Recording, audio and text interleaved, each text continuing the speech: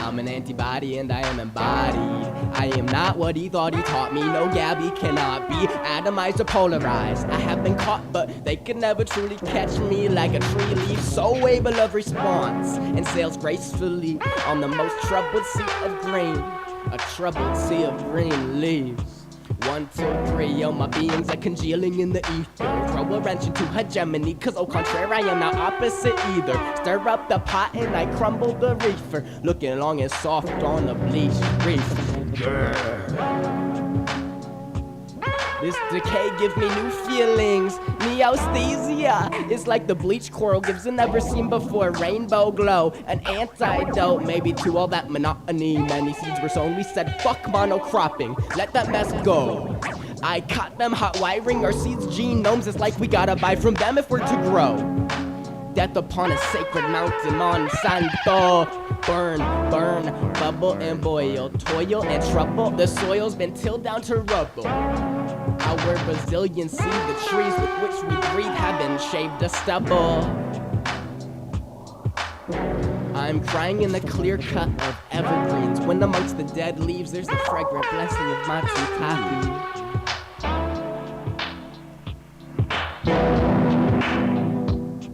I speak 433, yet they wanna get something out of me. My mouth allows with doves to pronounce the unity of the duality. Crawling out in sandy, I make homes among the heavenly. Prepare for impact, the KE's rising, it'll push your head back. So relax, put on your track of your favorite moon tunes. It's high noon, water boils to the surface. Kinda make me wonder if the earth is a breathing being too. Dig to the core, magma's flaring. I take the heat and use it to explore the unknown, uncaring. We giggle like we know. Do you know the truth? Maybe. Pack the blunt, put the mind to good use. Relax inhibitions, unlock the foresight. Once you speak, mountain peaks will meet at twilight. No need for practice, innate abilities. Creativity unlocks a hinge, you see. Maybe you should move your body to the vibrations of the colony of sound coming towards you.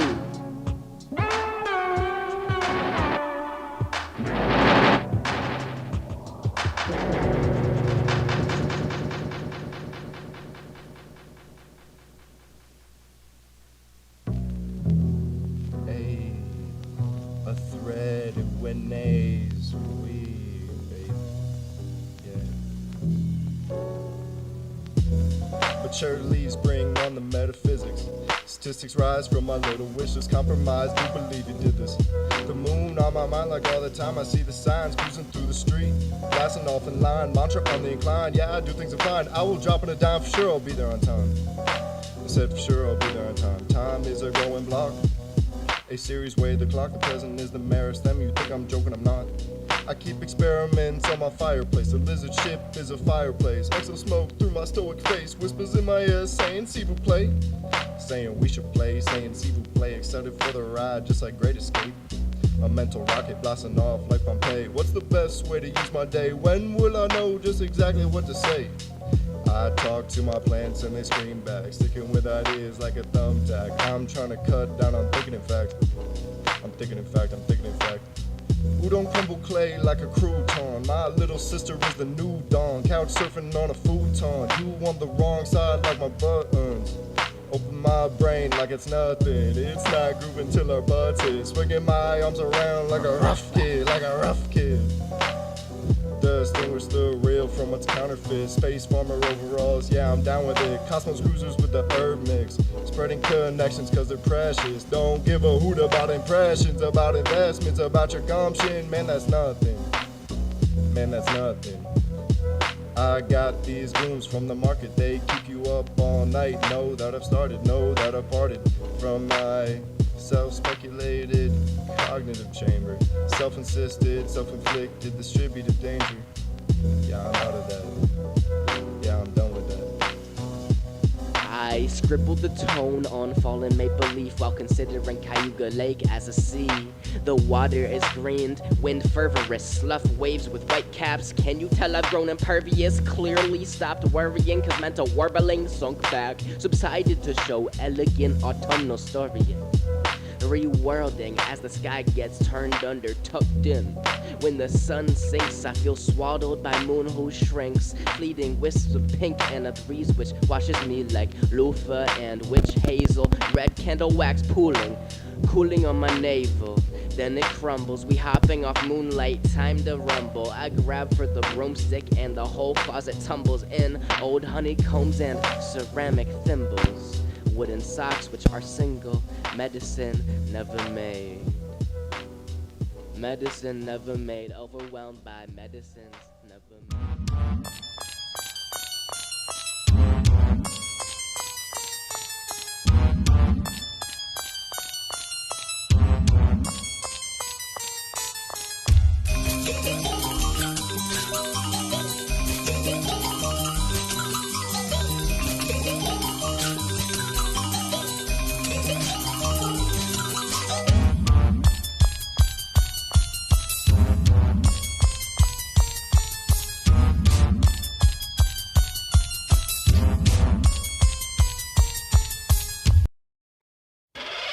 Alulírott azzal a kérésre fordulok tisztelt ügyfeleimhez, akik kisebb-nagyobb dolgaikkal naponta felkeresnek, hogy ne bánjanak velem így. Kérem, én sok mindent lenyelek. De ez mégiscsak sok, hogy egyesek rajtam töltik ki a mérgüket. Vandál módon belém fognak, kifosztanak, összetörnek, összebíztanak. Jaj, sokszor majd elsüllyedek szégyenemben. Hogy micsoda alakok vannak, kérem. Tudom, hogy ez egy kényes téma, de hát nekem külföldi vendégeim van. Jaj, micsoda szép. Hölgyeim és uraim, kérem, ne bántsanak!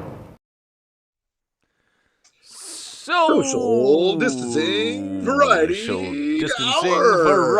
hour. I'm Adam.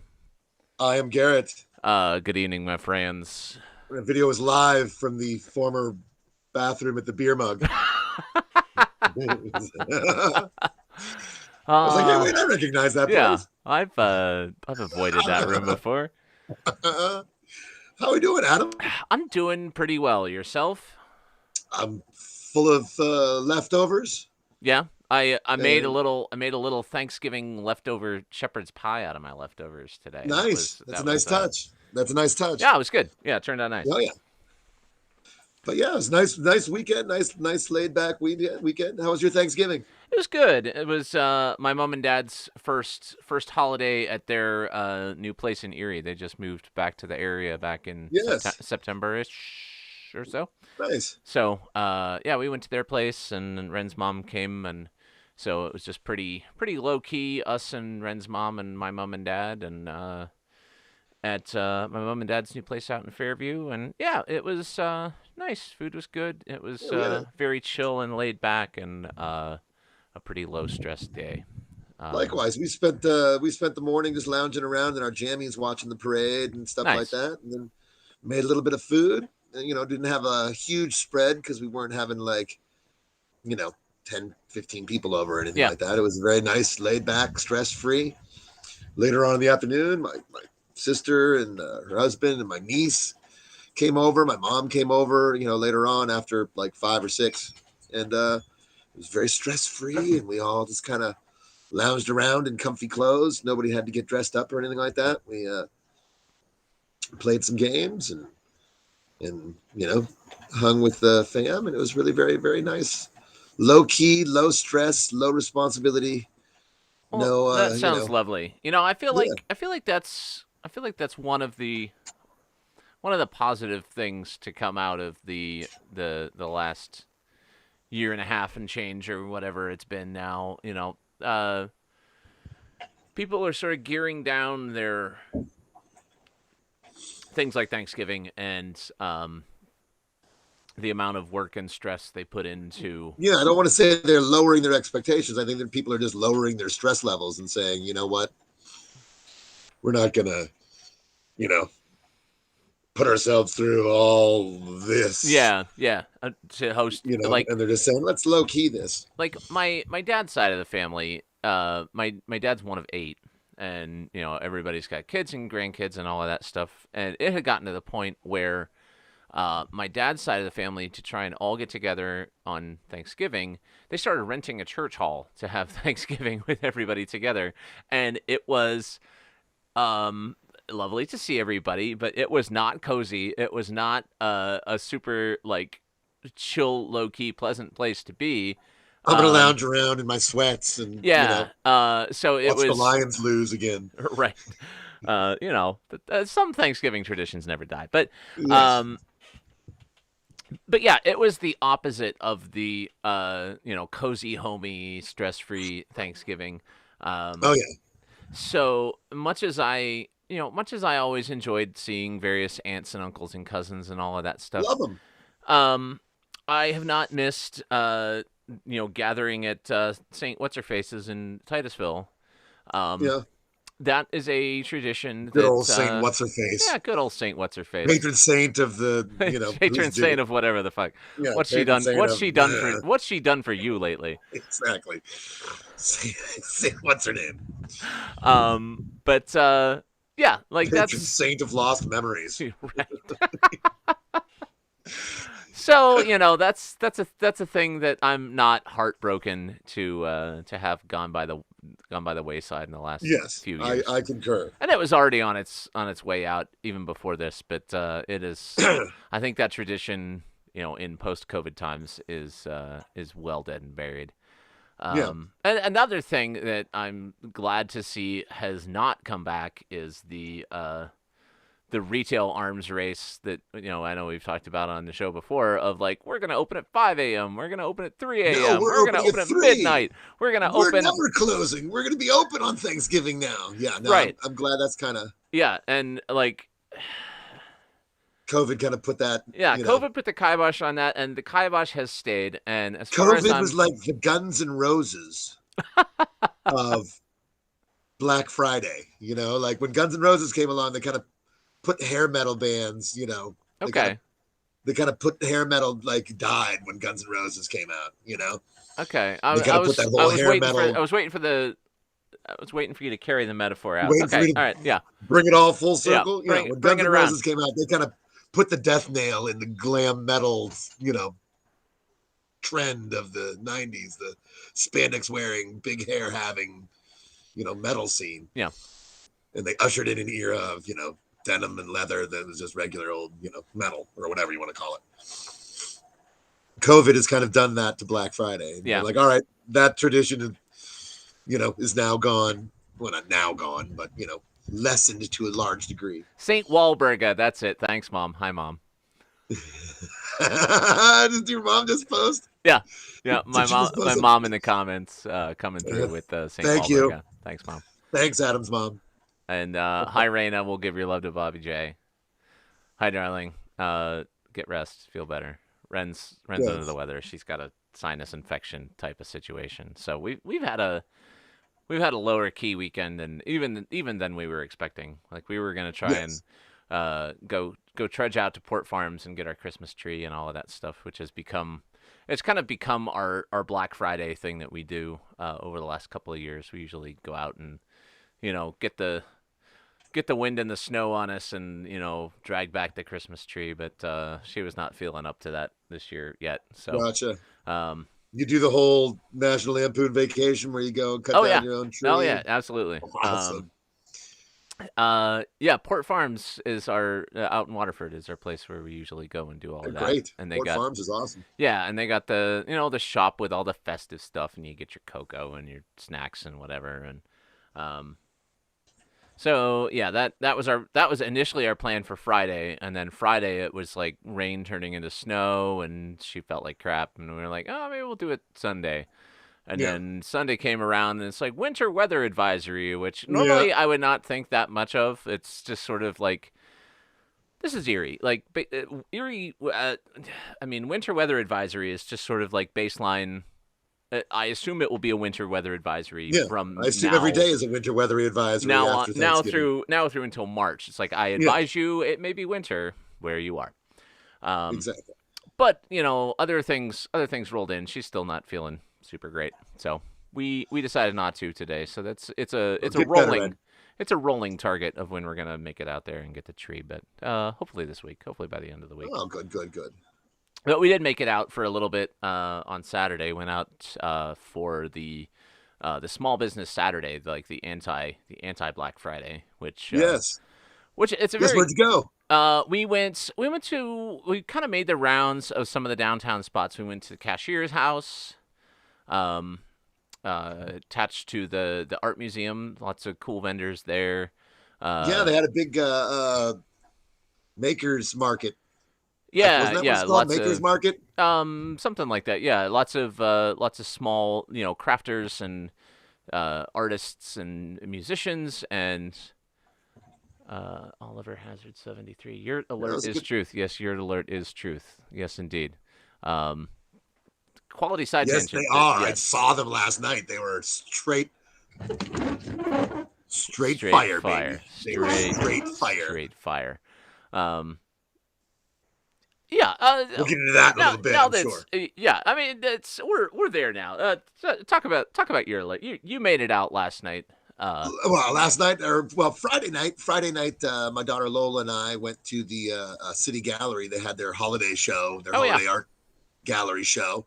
That was lovely. I tell you what, if you get a chance, anyone out there in the viewer land viewing the social distancing hour, you have not yet been to the holiday show, the holiday exhibit at the City Gallery down there at PACA on 15th and State, please make sure you make your way down there, because I tell you what, there was an impressive display of local artists, and Steve and Lena are really doing a fabulous job down there.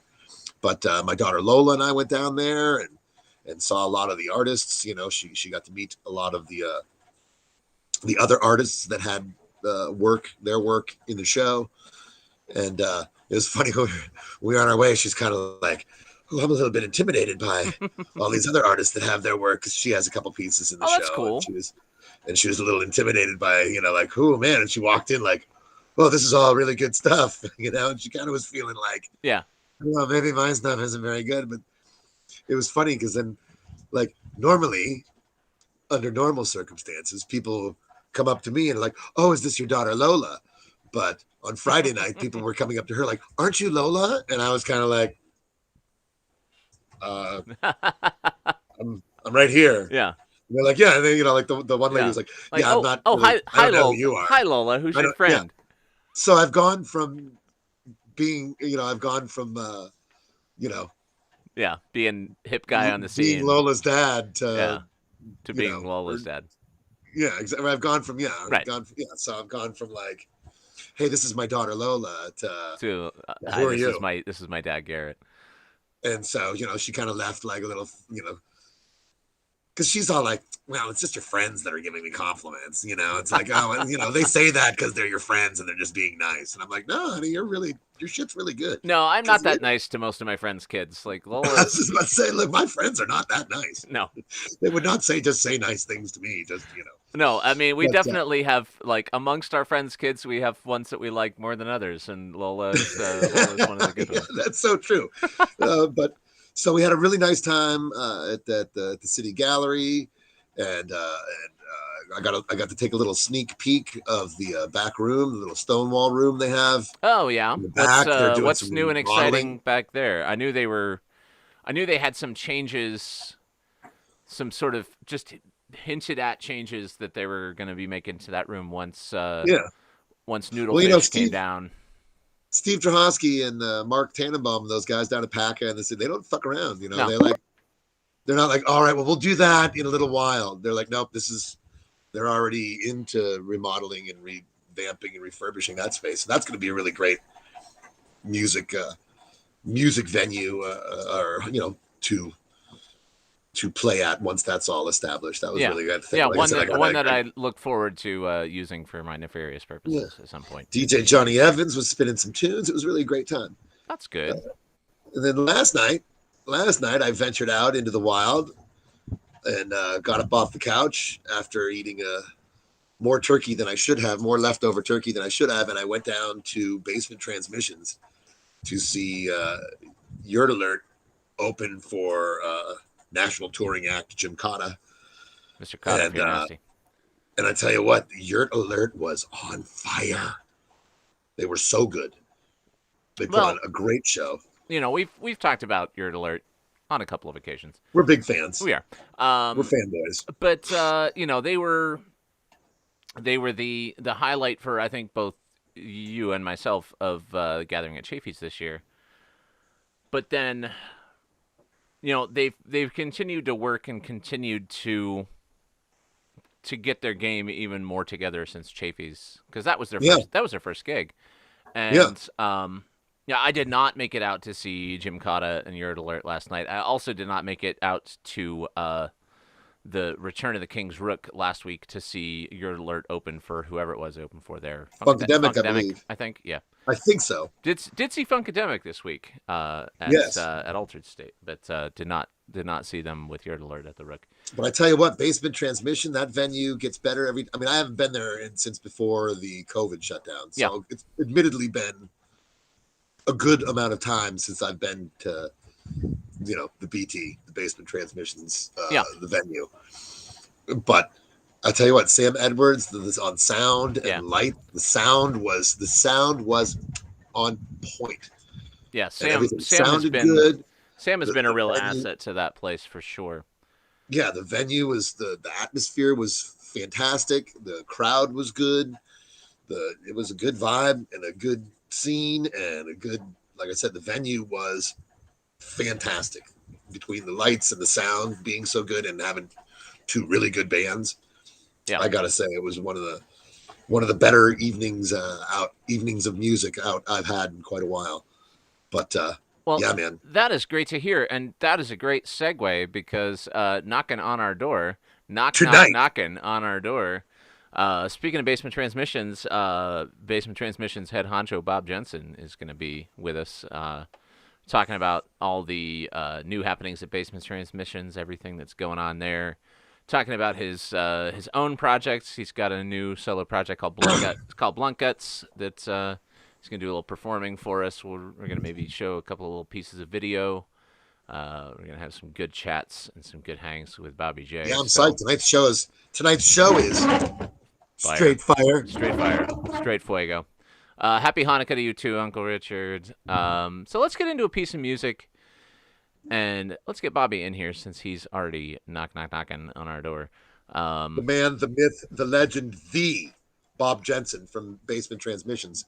After this brief musical interlude. This musical interlude, this is a band that's playing the next show that I'm putting on December 11th at Grounded Print Shop. This is some friends from Pittsburgh called Skeletonized. This is a new video from them. This is called Future Garbage. Social Distancing Variety Hour.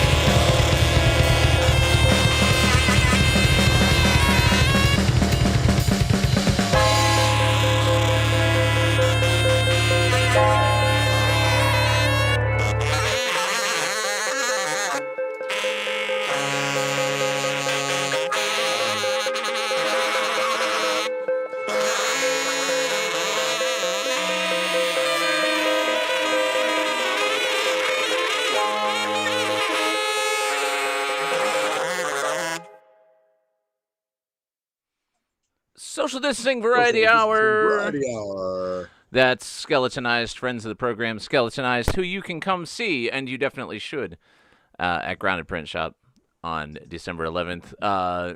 Matt Rappa from Skeletonized in the chat. Hey, Matt Rappa. Look forward to seeing you. But in the room with us right now, friend of the program, Mr. Bob Jensen. Hey, Bobby.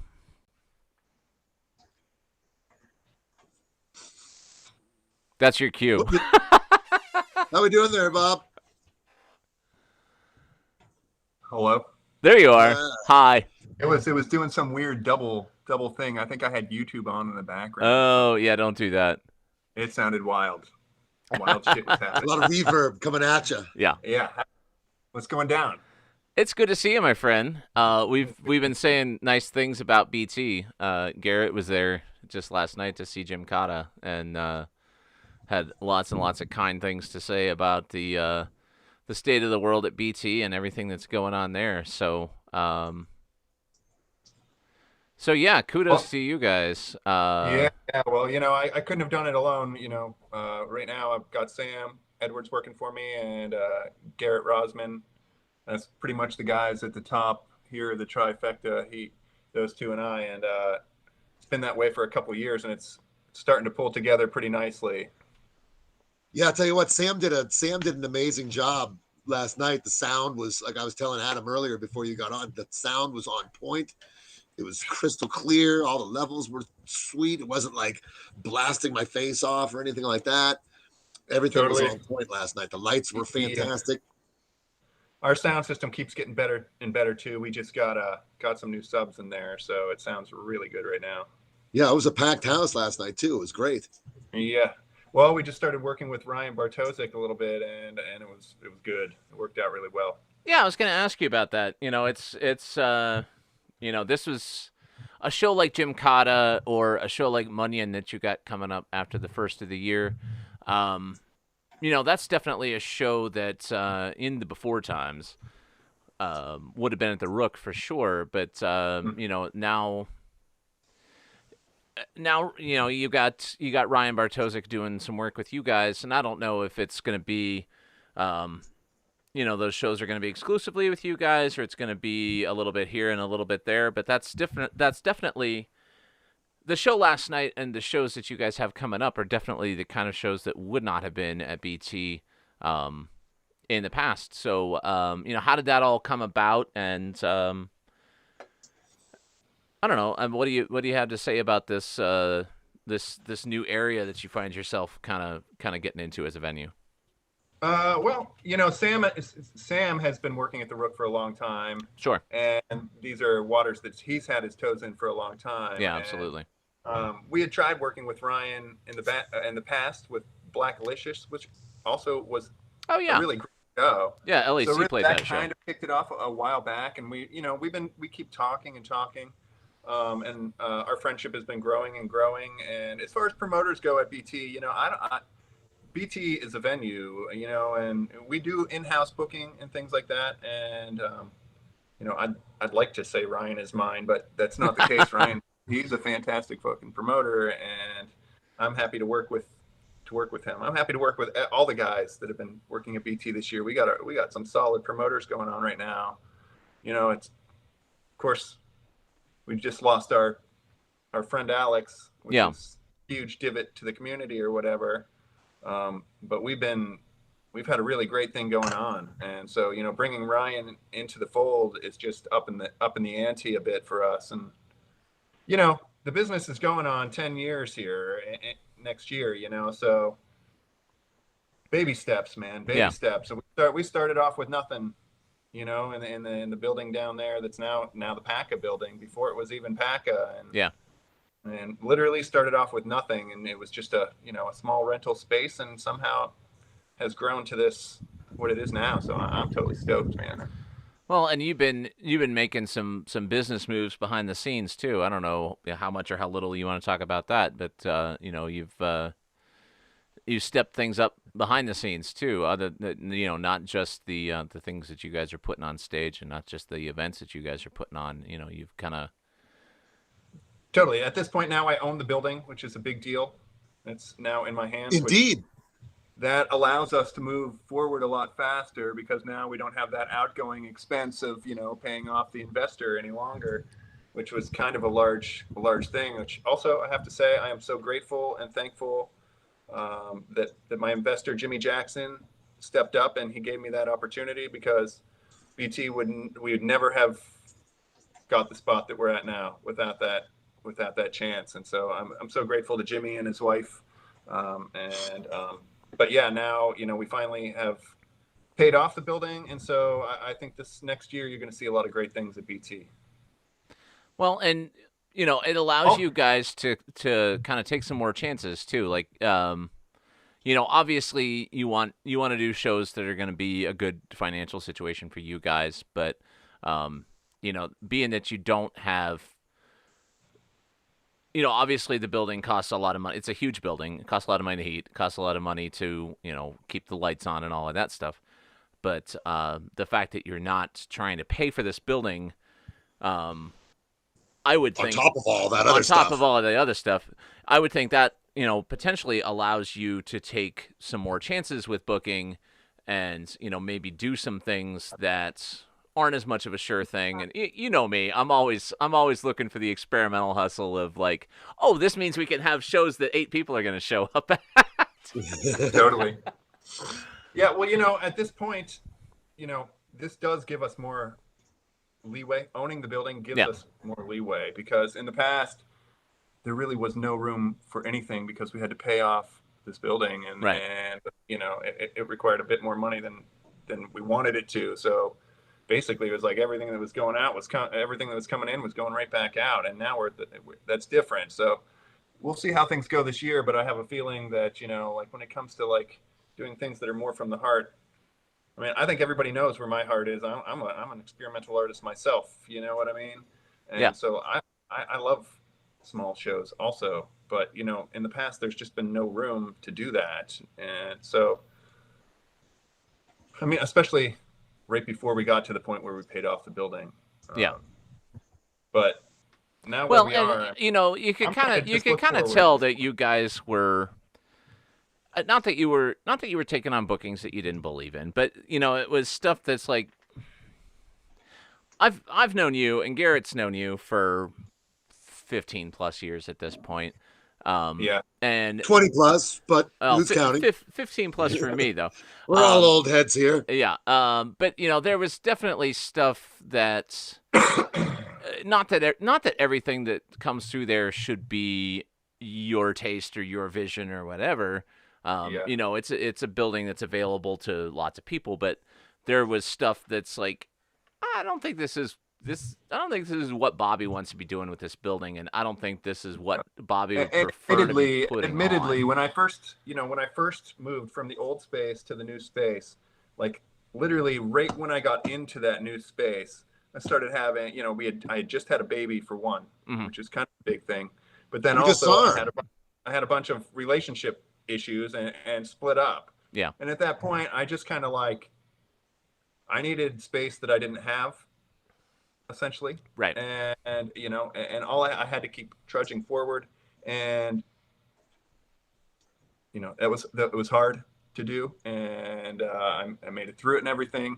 But during that time, I had to count on other people as far as like booking and things like that. And I think that they all did the very best that they could, and I'm very grateful for all of those moves that they made, whether they would have been the ones that I made personally within my spot or not. Those people were there to help me, and so I'm grateful for that. Well, and with as big a room and as big a building and as much going on as you've got there, old BT, and I loved old BT. I mean, how many dozens of shows did I put on at old BT? Of course, I love the old BT. I mean, yeah, but that was more of a one-man operation for you, in a way that the new building really can't be. Like, it's for sure. Yeah. Well, that's one of the things. And again, Garrett had stepped in first. Garrett Rosman. Yeah. And and I am so grateful for that, because Garrett is like, he's a really great Swiss Army knife when it comes to BT, and he has like, hands-on skills as far as like construction and building type stuff that like a lot of other people just don't. And he may not be like a fine craftsman home builder or something like that that's building like high-end housing or anything, but he can surely build a wall and you know, and when it comes to learning a new skill, he has that ability as well. So and that goes, I try, that's the type of people I try to hire at BT, or like Swiss Army knives, you know. It's good. Everybody has to be able to do a lot. Can't just be like, oh, I'm a sound guy. That ain't gonna fucking cut it, homie. You know what I mean? We need more than a sound guy. You have to be able to run lights. You got to be able to run downstairs, fucking reboot the boiler, you know, whatever. You want to be like a permanent fixture. Where's the button that I press to make this thing that isn't working work now? Push the hot button. That's not your wheelhouse. Right. But the thing that I love, the thing that I always loved about, just even from the early days at BT, was, you know, Basement Transmissions was like, it was an incubator of the all ages scene, which was, there was no all ages for a long period of time in Erie. There was no all ages scene. There was nothing for, you know, the young. I don't want to be like the young kids. I don't want to sound like old man here, but I am going to sound like old man because there was a period of time before, you know, Basement Transmissions where there was no scene for kids who weren't 21 and up. You know, there was just the 21 and up scene, and that was it. Well, there was that sort of whole post hangout and post forward hall and pre BT where you're right, there was nothing. There was, I want to say, it was a period of like 6 or 8 years where there was nothing for the, you know, the youth, the creative kids to do. Yeah, nothing solid for sure. It was like, you know, and that was a huge void. Like a month and then shut back down again, or like, you know, or like even the Roadhouse itself before it was BT, like would open up, like some weird guy would get it for like you know, and then it would be open for a little while and shut back down again. But there was nothing solid. But you know what I think it's been really difficult to bridge the gap between all ages and 21 and up. And you know, in the beginning it was really hard because I worked with so many young people that my older friends would get pissed off at me for not booking them enough. But like no one would come to see them at my place because there was no booze there. And it was like difficult for everyone to understand the actual scenario. It was hard to keep that balance. Right. Yeah. It's like all of our friends that were our age would show up and they'd be like, fuck, bro, let's walk down to the Crooked Eye and get a beer. This is like, this is cool, but like, I'm thirsty. Yeah. You know what I mean? Yeah. And then like, so I would focus on all younger bands primarily because they would come, they would dance, they would enjoy it from beginning till end. And I love supporting children, you know, but if you remember back then, Cold Pizza was happening. Yeah. And I mean, you couldn't be more supportive of young people than I have tried to be all the way through. You know what I'm saying? So like, absolutely. There's a whole scene that was cultivated at Basement Transmissions that if it were not for Basement Transmissions, they wouldn't have.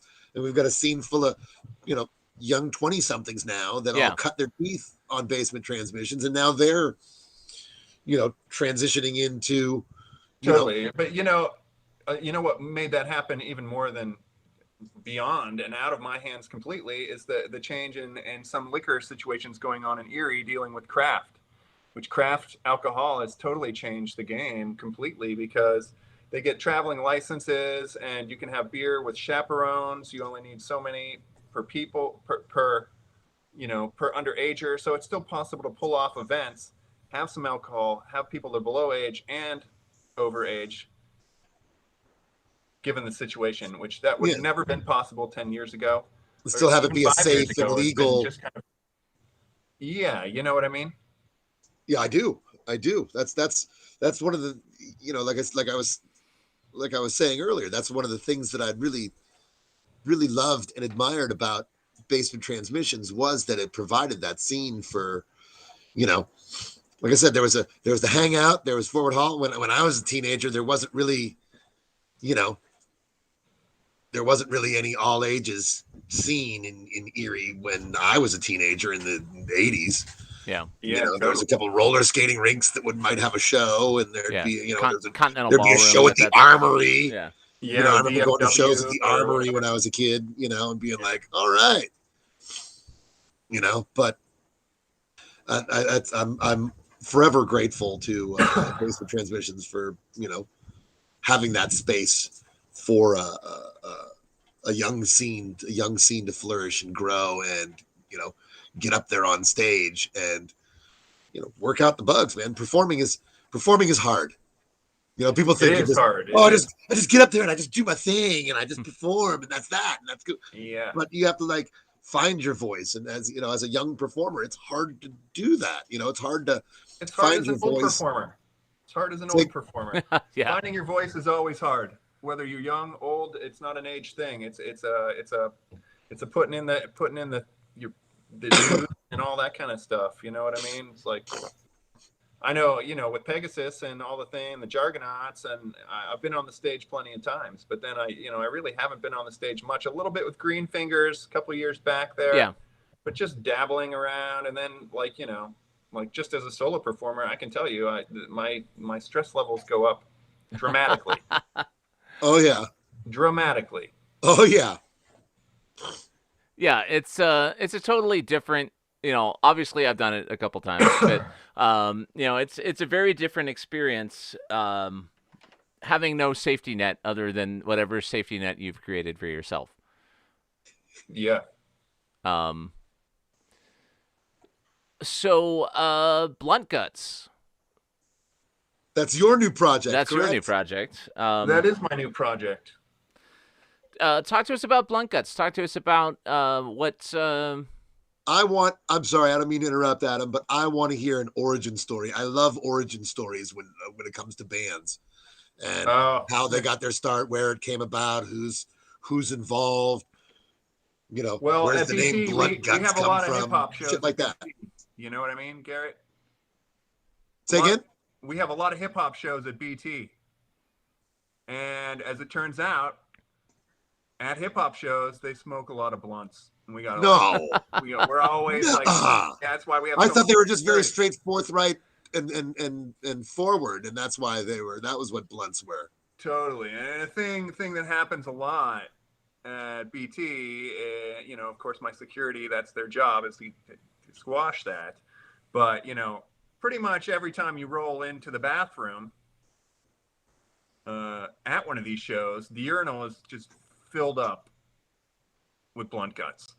And it was something that we like. The innards of the blunt get dumped into the toilet like repeatedly, to the point where we're like. But why did they take it out, Bobby? I just don't know, Adam. Yeah, I mean, that seems so wasteful. Yeah, I don't know. I guess it's the culture. I get it now. So the guts of the blunt. That's where it came from. You know, it was a thing that, like, the term just being spoken of so often, like at the venue and during those shows, kind of like it just kept sticking in my mind as this thing that kind of represented the project. At the time that I started the project, this was just a couple months before COVID had started. Christmas before COVID, my helper, Garrett, purchased me a little pocket operator. Oh, yeah. The arcade. And I had scheduled a train trip to New Orleans to see my friend Garo and my mother during Mardi Gras. And so I I decided that I wanted to get a solo project moving. And so I was going to start recording some songs, and I was going to use this pocket operator as a springboard. And I was just going to start writing songs as fast and as much as I could, and just start trying to write with this little machine. And the idea was to kind of combine industrial music with hip hop music. Because those were two things that have really kind of shaped me a lot over the years with electronic music. Yeah. And so then I got on this train, and I got down to New Orleans, and Mardi Gras kind of blew my fucking mind. This shit, the entire fucking city could play a horn. I mean, everybody, every single person, like, and yeah. Good, and like just like dancing down the street, spinning around, kicking, in synchronicity. And I'm like, this is like so cool. We have nothing even remotely close to this up north, and I had tried to play the trumpet in the past when I was younger, and I couldn't figure it out. I couldn't do it. I sucked. I regretted it. But after seeing all these people playing, I said to myself, like, I know that I can do this. I can do this. I can learn this thing, you know? And so I started playing that at the same time that I was writing these songs and trying to include it as I was learning it. And I put out, you know, a release that had a couple guest tracks on it, and just to kind of like get something out and get moving and start working again as like an artist. You know, I think I had kind of put it down a little bit after the Jargonauts because, like I said, I had a baby and it was just a lot going on with the venue. Yeah. And so I had to get myself moving again, and that was the project that started it, and people kind of liked it, and I kind of liked it, you know what I mean? And it kind of opened up some new doors for me. And so I had started working that direction, and then it just has kind of spiraled into something that's become my main thing that I'm totally digging, and I've kind of found new ground to work from that I kind of feel is totally different than like the Pegasus thing, totally different from the Jargonauts or any of the other bands that I've been in, which it's been a lot, but you know. Yeah.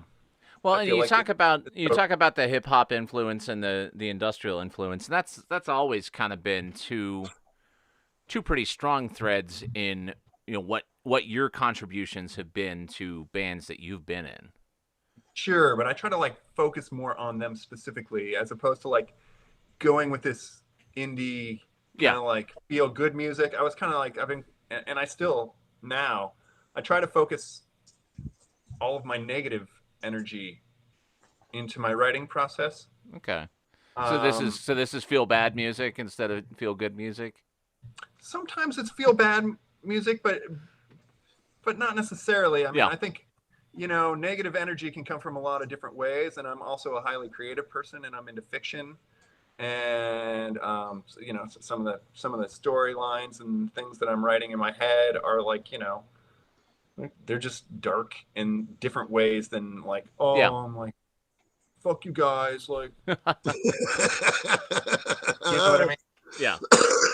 Rather than every single waitress is sexy because she brings you food and alcohol. Totally. I'm happy to do happy stuff, but I don't release it as Blunt Guts, and I set it aside or wait for other opportunities for it, or I just think that's kind of more what the Blunt Guts project has been for me, and so I'm trying to keep it focused into that territory. Yeah. Yeah. That's it. Awesome. Yeah. I dig it. Well, you guys want to hear a song or two? Yeah, you ready to? Well, why don't we? You sent me a couple of videos. One that you made for yourself, and then also one that you made for Jack Stauber. Let's do the one of yours because I want to talk more about Jack Stauber after we play that. Sure. But yeah, let's do a little video, and then when we come back from that, let's have some live performance from Bob Jensen, Blunt Guts. Yes, let's. So this is a video from Blunt Guts called Sparks, and we'll be back in a second with some live Bob. We'll see you in a minute. Social Distancing Variety Hour.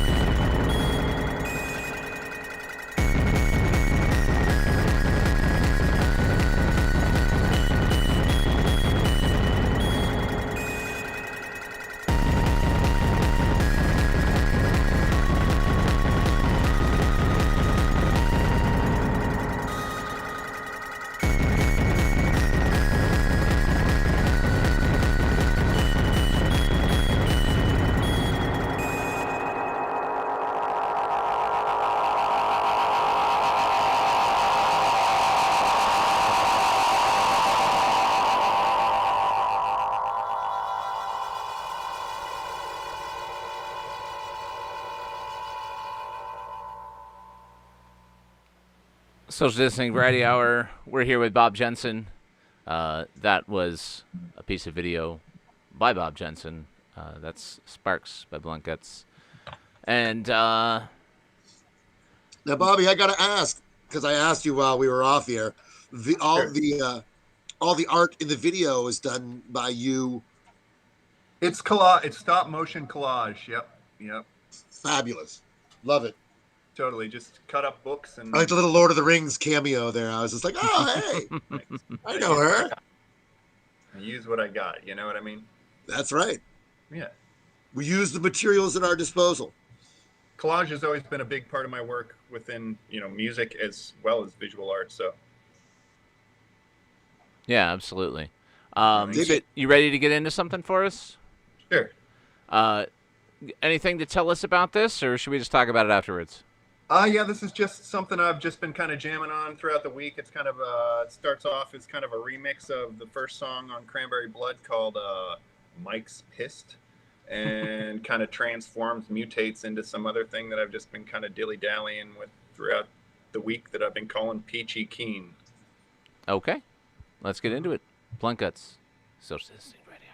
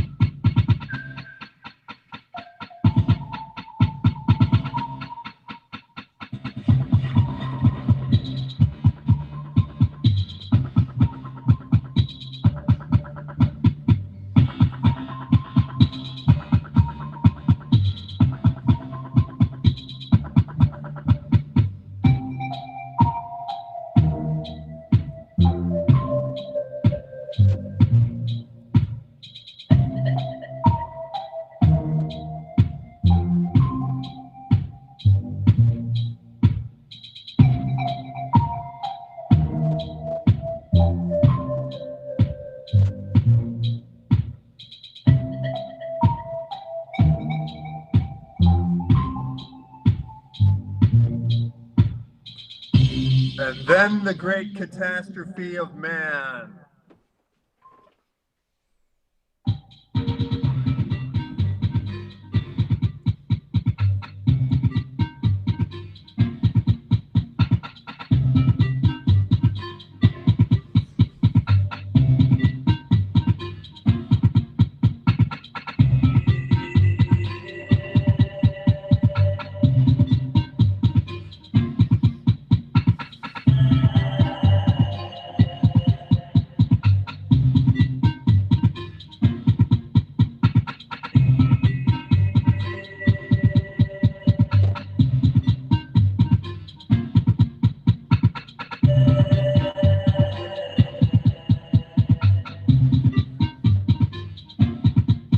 I'm feeling peachy! Keen. I'm feeling peachy! Keen.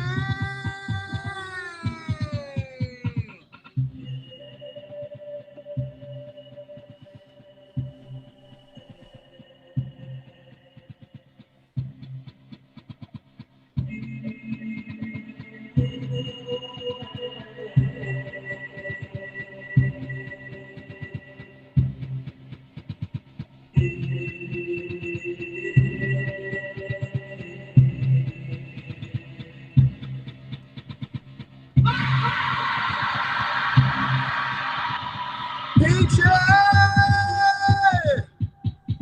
Keen. I'm feeling peachy! Keen.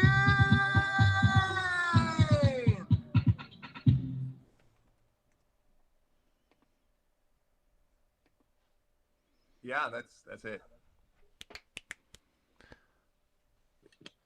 Oh, I gotta unmute myself. Social distancing variety Social hour. distancing variety hour. We're Blood off guts, the peachy screen. keen. I gotta fix things. Yeah, that was fabulous. So hang on. I'm multitasking. There we go. That's how we do it. Multitasking, my friends. Yeah, great stuff. So I have to gear nerd out here for a minute because it's the thing I do on the show when we have. I'm so glad you are, Adam, because I was going to be like, so tell me, Bob, what is that unit that I wanted to be like, all right, it's time for it's this time. segment of It's the time show for we'll it's call, time for Gear Talk with Bob. We'll call this segment of the show Gear Nerds with Bobby Jensen. Yeah. So tell us about what you're using. Tell us about some of the instruments that you're using for this project. Talk to us about trumpets and chaos pads and sequencers and all of the fun stuff in front of you.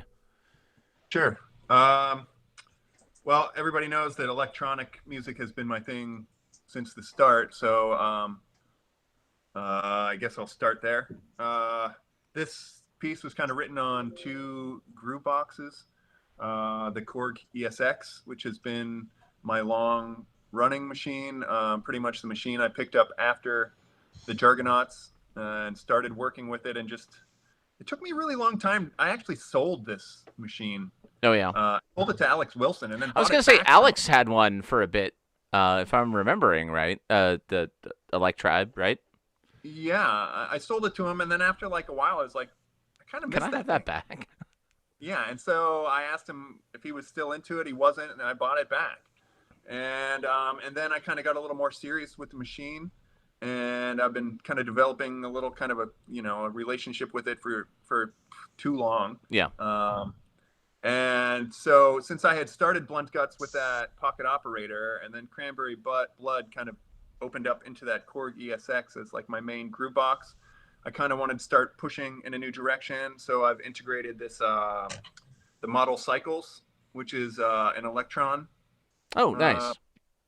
And I'm really enjoying it, but it's the workflow is much different. It's really a lot different. Yeah. But I like it. I like it. As I'm learning it, it's a total pain in the ass, and I'm like always like cursing at Electron for doing things so differently than everybody else. You know, they're Swedish, so they can't help it. Totally, yeah. I mean, the machine doesn't. In have, Sweden, even it's have a not song, called the doesn't have a Electron; song it's mode, called the you know? Flurgen or something like that. Yeah, right. Well, I am enjoying the machine though. It's a cool machine. And then otherwise, I'm using 2 other Korg products in my rig. I have the old school K-oscillator, and then I have the KP3, which I use as a sampler, but I also use as like my main effects processor for my equipment. Now, is that Then the big KP3 or the little KP3? the big KP3 with Oh, the okay. sampler in it. Yeah. I really like. I don't really like any of the other like Chaos Pad large versions. Yeah. That's what I was going to ask. The K-oscillator is like the smaller version of the Chaos Pad. The This is the K-oscillator. smaller one. Oh, you got Adam, that you one. have this one or had it. I still do. It's right. I just had my hand on it because I was actually trying to find my pocket operator because I got one. That's what she said. And it's back here in this box. That guy. Yeah, There you go. Yeah. The looper in mine is broken. It's actually Ziola's. Oh, okay. So I want to get another one soon just to use that looper because the looper is awesome, really. Oh yeah. For and like just like live you can jamming. abuse the looper too. Like it's got Yeah. this thing where if you hold down these 2 buttons, this is Adam's tech tip of the show. If you hold down those 2 buttons, the BPM one and the loop one, while you turn it on, it'll double the length. Yeah, the double length, Yeah. but it becomes destructive, and you can do all this glitchy stuff, and which you can hear on stuff of mine. Keep talking. I'm gonna dig in my box. Yeah, I like it a lot. That machine has been a thing for me for a while, but I've been using it more as an instrument than just as like a sound maker lately. I think personally, but whatever. Yeah, like the thing I always liked about the Chaos Pad is it lent itself to easy use while you're playing live. It wasn't just for like producing stuff while you're, in the studio noodling, but it allowed you to have that freedom to perform and recreate those things live without having to fuck around a lot. You know what I mean? Because yeah, a lot of times, when I was playing in Hello Kitty Death Squad and we were playing shows with Pegasus and the Jargonauts and stuff like that together, that was the hardest part, is like making up the set list and then having my own like separate list of all the different settings that I had to get right. Yeah, like this one needs to be on like prior to going to the next song and shit like that.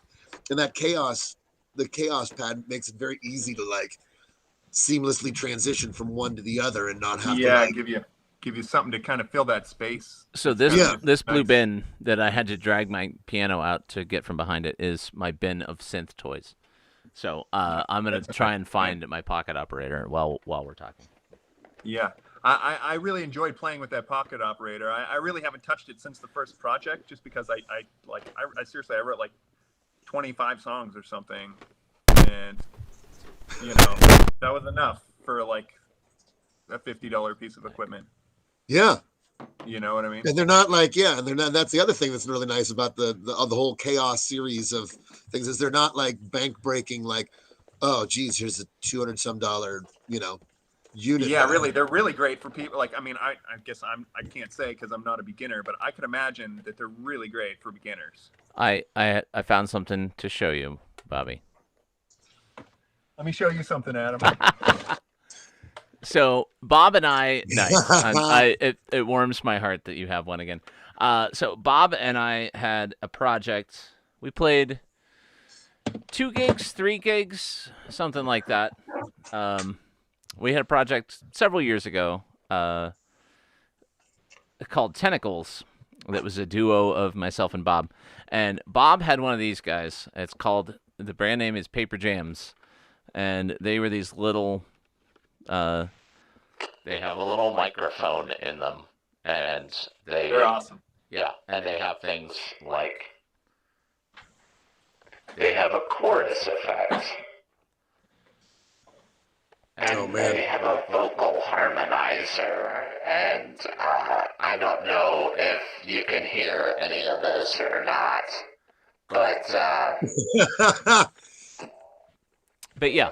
We got to make this a segment every time we have musicians. Oh on. yeah, we definitely should. And time for Gear Nerds with Adam and Garrett. Yeah.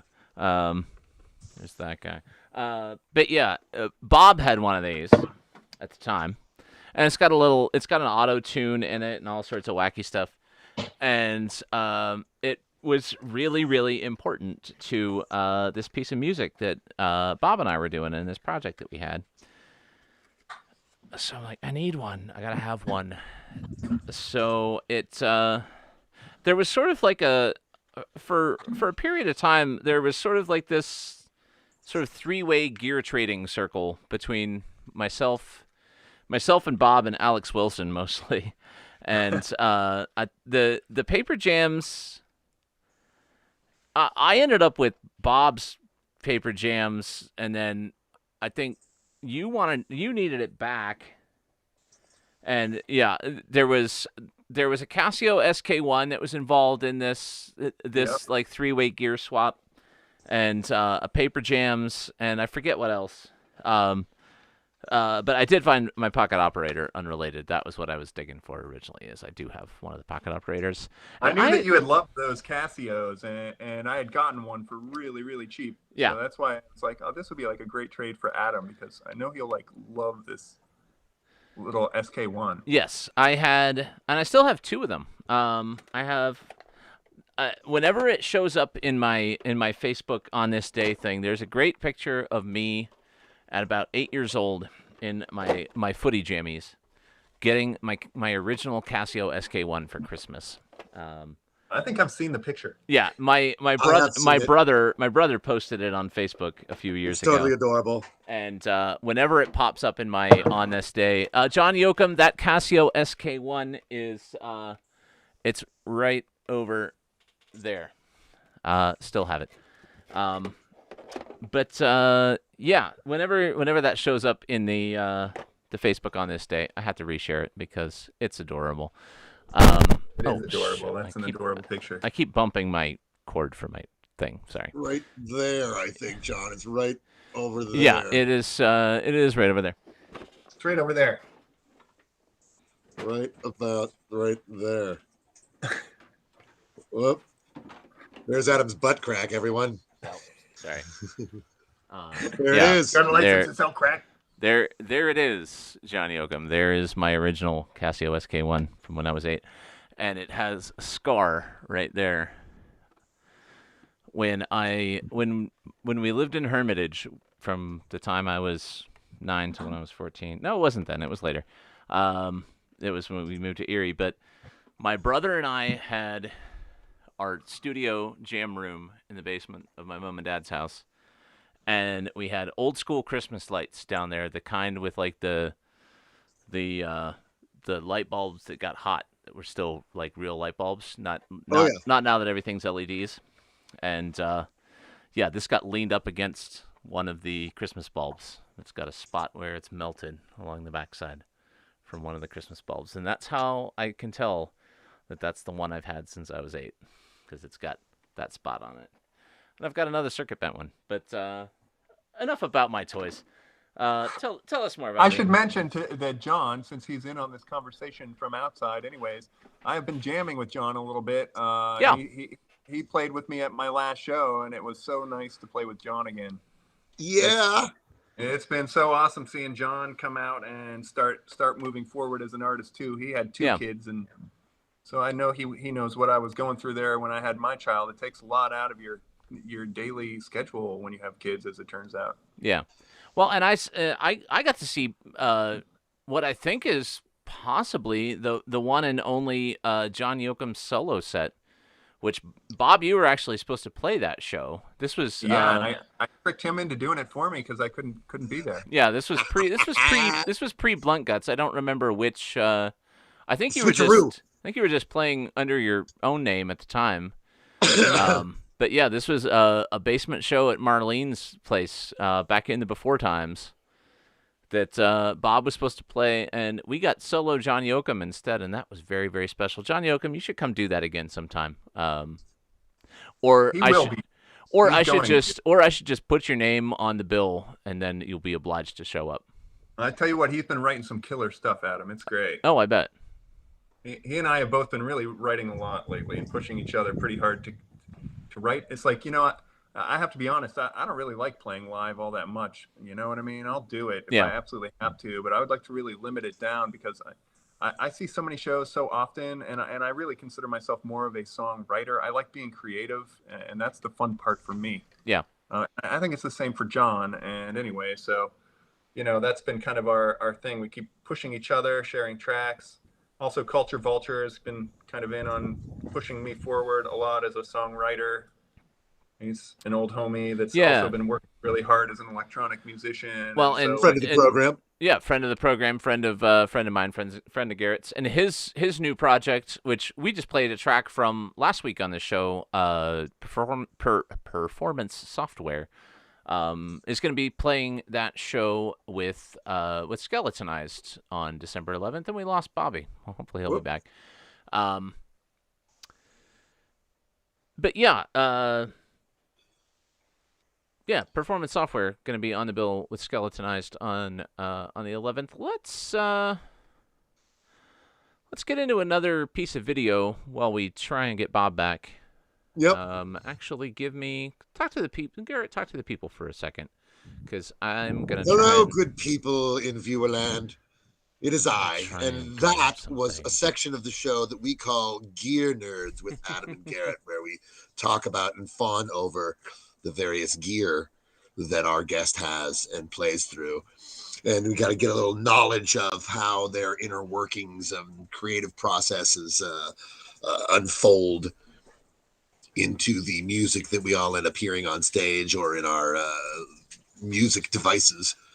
But yes, this is Johnny fucking Yoakum. Yeah. How the hell are you, my friend? But yeah, I gotta say, I love the origin stories of bands and how and the creative process that goes into it. And so I'm glad we have the long form to delve into that with Bobby, because he's always got really unique projects. So like not to be like the good old days guy, but I will, because I'm feeling space. Be good old days guy. But Pegasus Unicorn had such a freaking unique sound,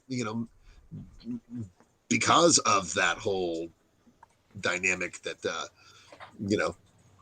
that both John and Bobby brought to the table. So yeah, I love the whole conversation about the writing process and the creation process and how different bands and different creators enter it and the approach they take to it. So that's my own little kink that I get off on.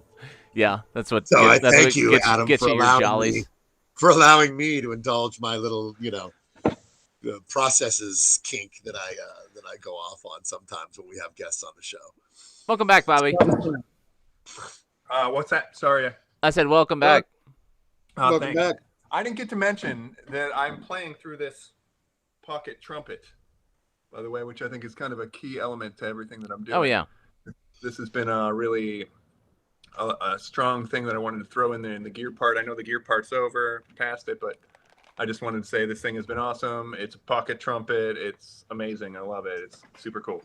Now, is that I couldn't tell in the video because you're really small on my screen, but now is the trumpet plugged into anything, or you play it through the microphone and then go from there, or are you able to I play it through a microphone and then through guitar pedals in order to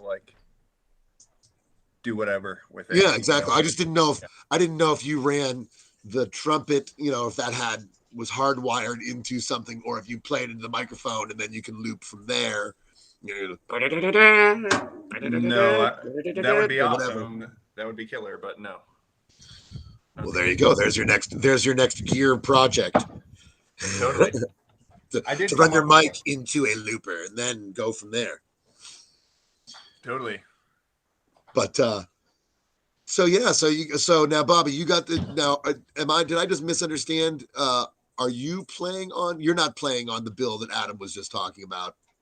I'm not. No, I said, I'm trying to limit down my shows. I'm trying not to play again until May. Yeah.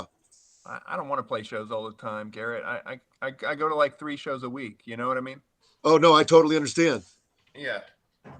I And do. on It top of becomes that, like, you know, moving all my gear and everything, it's like I don't get paid any money. Not that it matters to me, but but like yeah, it's hard for me, you know, with my disability. There's so many cords and everything. It's hard to get it all set up, tore down, and it's just I don't like doing it. And I wish that I did so that people could enjoy it more because I do work hard at the songs and everything, but you but know, that's the treat when the when those sometimes you have some bands that are like, oh, we're road dogs. We're going to play on the road all the time. You've got some projects that are like, all right, we're going to play, 200 shows a year, and others that are totally. like, all right, we're going to play once every 2 or 3 months, and it's going to be a big deal, and we're going to sink all of our, creative energies and talents Yeah. into this particular show, and spend the next 2 months preparing for it and making it a really special event.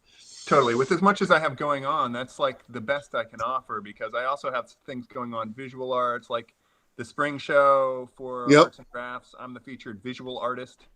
And so Yeah, you got a lot of balls in the air. there's a lot of balls in the air and, you know, I'm not great at juggling balls. I know a lot of other people are.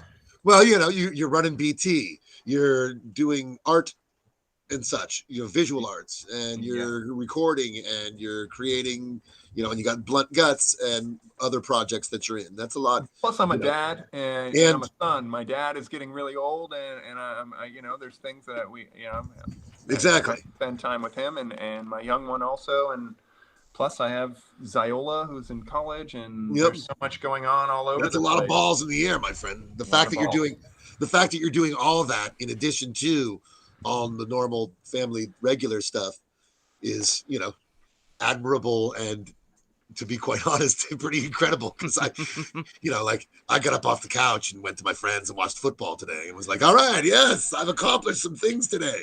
Totally. But I didn't really accomplish shit. Yeah. But, you put on pants and left the house. Exactly. You need to do stuff like that too, though. That stuff is also critical to hold all the other shit together. It's like exactly do some things that are like absolutely purposeless and meaningless and completely, because that gives you time to digest everything in order to like spit out new creativity. It's like without some downtime, there's no uptime, Exactamundo. And it helps, and the downtime helps you be more creative when it's creative time. When you indulge those aspects of the self, you can do that better when you're, well rested, in a good frame of mind, in a good place. I'm definitely in a better state of mind. I've been, I feel like I feel like I write like a song a week, at least at bare minimum, if not more than that. And fuck yeah. And I'm also like trying to work on video stuff and also trying to encourage my friends all at the same time. And I am trying to start pushing electronic music at Basement Transmissions more now that I'm like, now that my heart is feeling it. You know what I mean? I'm trying. Yes, I can't wait. I'm looking forward to it. So who's you've always got your finger on the pulse of different people than I do, and that's why I love when we get to have these talks. Who's somebody, because I've been putting on the shows that I've been putting on for, I guess, going on 10 years now. But you've always got names for me. It's like, have you heard this kid yet? Have you heard that kid yet? Like the first time I heard about Wave Trails was from you. It's like, have you heard Wave Trails yet? And I'm like, no. And then you're like, they're these 19-year-old kids that are doing wacky stuff in their bedrooms. And like you find the bedroom kids that I have not yet found the way of finding. Who's well, they find me. I don't find them. Oh, I know. And they find you. They find you long before they find me. That's the beauty of Basement Transmissions. So who has found you lately that you're excited about, that Garrett and I and the folks out there? Who are the hot new kids of the future that we should all be keeping our eyes open and ears open for when we see this? Hey, I've never heard of this. Who's this on this bill that's playing? Who do we need to be getting hip to? Who do I need to go see next is what we're asking. Okay. Well, I mean, I don't know. I guess that's like, to me, that's like looking at a gemstone. There's a lot of different facets and people coming from different areas. I'd say as far as like kind of, Garrett, what I think the coolest band that I think that you'd be kind of into is this band called Wasted Info, which they've been around for a little while, but they're kind of like progressive artsy band with a girl that plays guitar named Kennedy, and she's just kind of a straight up badass. And just her alone is impressive. Female fronted band. I love female fronted band, and the band has changed a lot over the years. Like the people keep changing, but she endures, and it's her project. And it's only been a couple years, but I would say she's at the point where she is very well worth checking out. As far as experimental music goes, I've already mentioned Zarper to you, Adam. Yes, you have. He's a wild character. He's an extremely unique dude. I have a little side project with him called Lead Paint, and it's not a sober project. It's like, but it's one of my favorite projects I've ever been in. And and Zach's just he's really driven, and he's just experimental, and that's and he's from Conneaut, or I think he's from Conneaut. He had moved to Erie for a long time, and then he moved to Chicago, and then he moved back to Erie, and then now he's back in Conneaut. Yeah, and I think he even lived in Cleveland for 1 year also, and he's like kind of formed a lot of connections between all of those places. Yeah, and I know he's involved with the guys who run the barbecue place that I'm blanking on the name of. Iron. No. What do they call it? No. Breakwall. Yeah. Yeah, I think he's in Nash Beulah there. Yeah. Yes. All right. Yeah, he's running, hoping to run one of their new places because they're kind of expanding their empire. I know they just opened a new coffee shop that I believe Zach is involved in running. And Douglas Bailey, friend of the program, says yes to Wasted Info. So that's a good quality cosign right there. So we'll have. Oh, he's great too. I love Doug. Yeah, Doug's a good friend of the program. Hi, Doug. Glad you're watching. Yeah, excited from what you've told me about Zarper, about Zach Harper. Excited. I think he has room to grow as an artist too. He's great. Yeah. He's good. And then as far as like the state of hardcore and punk rock and things like that here in Erie, really, like for me, my favorite like up and comers are kind of like I just got their demo, and I don't know if they even want me talking about it or not, but I'm gonna do it anyways. They were some of the kids from Shattered Utopia, and they've moved on to what they call Half Pace, which they haven't played a show yet or anything. They got a couple demos out, and they want to play a show, and I'll probably put them on this Alex benefit that I'm working on for January. But I'm kind of really excited about them because they have just like the rawest energy, and like, I don't know, they're great kids. And yeah, also Human Delusion. I don't know. There's a lot going on in town, man. Human Delusion. I've not yet heard the new tones of Human Delusion, but had some major lineup changes, some major stylistic changes during shutdown. It sounds like, and are back, but in a very different form than the way they went away. Yeah, right now they're like really kind of like they're in their Rasta phase. I would say they're in their Rasta phase for sure. But I think I like it a lot. But like Rastacore or something like it's yeah, right. It's like prog. Like there's I'm intrigued already. Yeah, there's reggae influences, but it's heavy. So yeah, it's Derek on drums. He has become a machine back there. Yeah, he sounds great on the drums back there. So they're getting there, and I'm pretty excited about them as a young up-and-coming band that's been kind of like ravaging the venue with their talents and such. They've been really doing great. Cool. Well, that's really the gist of it, I would say. So you mentioned Alex benefit that you're putting together here after the first of the year. So let's talk a little more about Alex Cirilla. We've alluded to it briefly on this show, but obviously somebody that you had worked pretty closely with for a lot of years, and for those watching who are maybe outside the area or not as involved in the Erie scene, to talk a little bit about who Alex Cirilla was and what he meant to the scene and all of that. Totally. Well, I mean, obviously he meant a lot to everyone in the community, and I'm not a spokesperson for Alex. It seems like a lot of people have been turning to me, but I'm struggling with the issue myself. I mean, dude was a close friend to me, and the thing that's like that I really hate, that's really like been really bumming me out, is like a couple months before Alex passed away, he got like an amplifier for his voice. Oh, and so like could actually have conversations with him at shows.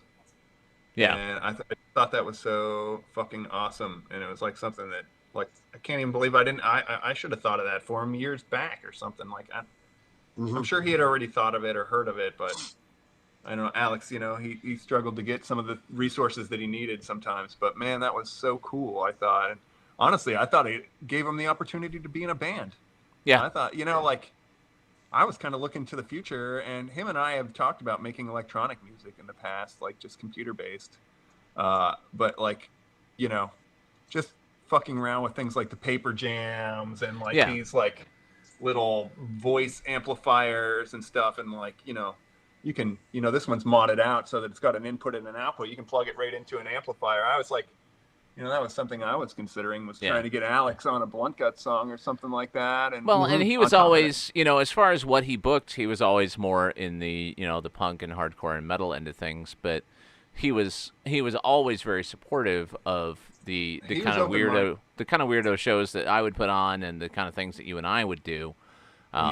So I never got a chance to play one of his shows, and I honestly didn't go to a lot of his shows. But he always felt very much like an ally and like a colleague of somebody who's, because the metal scene and the experimental scene, they're two different things, but they're both kind of a turn towards left field from whatever is mainstream. So I feel like they're like outliers. And, they're sort of a fringe. Yeah, there's sort of a kinship in being fringy that. That was Alex's deal, man. He was the fringe. He rolled the fringe. He was, that's it. He wouldn't stray out of the fringe. And the thing he did was he put together a lot of shows with bands that normally wouldn't be on the same bill together. Right. And I don't want to say he like forced them to, but I mean, it was like, hey, we're going to show this audience, 3 different bands that you would normally not see in the same bill because they're different genres, and he would bring those different genres together. And I always appreciated those Alex shows that he booked, because he did just that. He brought different genres and different people that otherwise might not be on the same bill or might not even be aware of each other onto the same bill, and then put them in front of an audience to expose different audiences to different genres and different stuff. And I always thought that was a hallmark of Alex shows. Yeah, absolutely. That is going to be sorely missed with his passing here in the scene. He had an impact on the scene that was larger than, for a guy that like hardly talked to anyone at all. Like when it came down to like talking, how we're talking right now, he affected more people than like I can even comprehend. And it's like, how can someone that like lacks that ability, like even with me, with all my disability that I have, it's like he had such a greater disability than me, and he managed it with such a, like, I don't know, grace.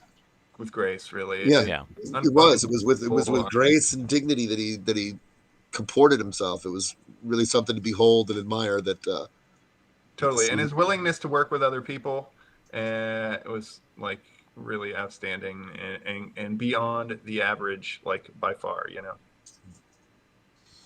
And just always very humble about it too. Like, got got a lot of praise, but was always very sort of self-effacing about. He didn't always get a lot of praise. I heard Alex take a lot of shit a lot of fucking times. Yeah. Yeah. Well, A that's. lot of people talk shit on Alex a Yeah. million fucking times. Oh, that's You know what I true. mean? So Yeah. to say that that's- everybody loved Alex all the time is just not fucking true. Right. I mean, Alex led a lot of people down a lot of times, but when you put the whole picture together, it's the most beautiful painting you've ever seen, kind of fucking thing. You know, he like. The fact of the matter is a lot of times people would come from really far away and they would show up and they wouldn't get paid, or Yeah. like he would like, but he would make up for it in his own way by getting them to his house, feeding them, and Yeah. whatever he could do to make it happen. But what I'm saying is like it wasn't always all roses for Alex. Oh, You sure. Yeah. Yeah. He endured. That's the thing. It's like Yeah. no matter how much shit would fall from the sky on Well, Alex's and face. he kept putting himself out there. Exactly. He kept He persevering and kept at it and kept at it. Totally. The rest of these pussies out there, they're not like Alex. That Nope. dude, you know, he makes me feel kind of weak in a lot of ways. You know, it is what it is, but Yeah. Well, and he was so prolific too. Like he was, he had his times when things were a little bit slower and times when things were a little bit, more hectic. But like there were Gimp Guy shows, like maybe not shows every week, but like multiple shows a month most of the time. And like I don't know how he did it. Like I put feel on like he was in the middle of his great comeback. To be totally square with yeah, you guys, no, like, absolutely. you know, like since midsummer of this year, his shows went from being like, like literally the bands being the only people there to being fantastic fucking killer fucking shows. Mhm. And he kind of like he took his throne back, kind of, you know Yeah. what I mean? So that Yeah. was also another kind of like a real like thing that really sucked and hurt about this situation for me, was to see him making this great comeback in a sense, as far as like turnouts at his show and Yeah. just like I said, with this voice amplifier and all these things going his direction. I just saw it as such All a his loss. hard work and all the shit that he endured over those times was finally starting to pay back and come back around to him. And his passing came in an unfortunate, not that passing ever comes at a fortunate time, but like you said, Bob, he was trending up. He was trending up, and things were going turning in his direction. They were. And it just seems a shame that as he's on his upswing that he would pass. And Well, and it at a leaves conference. such a vacuum in the scene too, and like hopefully, Does. there are other punk promoters and there are other metal promoters. I think of guys like Jay Sure. Jernell. And Christian Pollock, Jay Durnell, of course, like Yeah. you were just saying, Adam. Even Joe Northup was starting to set up some shows here. Yeah, that show that Joe put on a couple of weeks ago, I didn't manage to make it out to it, but that was an exciting looking show. It was pretty cool, actually. It was like I don't think Joe is like deeply involved in electronic music, so No. it was like a risk for him to like set the show up, because he had a friend in Pittsburgh, Lilac Webb, that he's like, oh, this is super cool. I want to bring this to Erie. Yeah. And so he took a serious risk, I thought, and I admired that. I Yeah, was proud so to be a part of it. I worked hard to make that show good. I really did.